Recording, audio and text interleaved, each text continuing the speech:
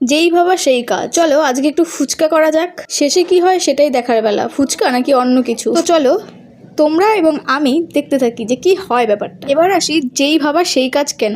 আমার দাদা যখন যেটা মনে হবে সেটাই করে। একদিক থেকে ভালো যে নিজেই সব কিছু করার চেষ্টা করে।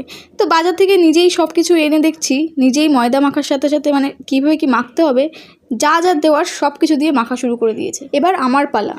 আমার দাদাই বেলছিল, তো দেখলাম আমার তো একটু খেতে হবে, তাই একটু বেলেই দিই, তাহলে একটা বেশি পাবো। আর বেশি পাওয়ার জন্য একটার পর একটা বেলতে বেলতে সব বেলে দিয়েছি। সে যাই হোক, যারা ফুচকা করে তারা কতটা ধৈর্য নিয়ে করে সেটা আমরা করে বুঝলাম। ফুচকা করে বুঝে গেলাম যে কতটা ধৈর্য, সত্যি বাবা অনেক সময়ের ব্যাপার। তার থেকে কিনে খাওয়াই ভালো নাকি? আমার তো তাই মনে হয়।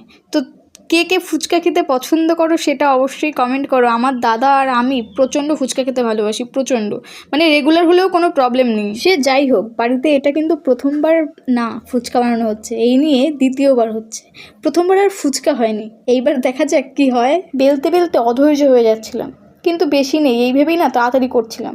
এত ছোট ছোট লেচি আর এত ছোট্ট ছোট্ট লুচি যাকে বলে, সেটা বেলতে তো একটু কষ্টই হবে।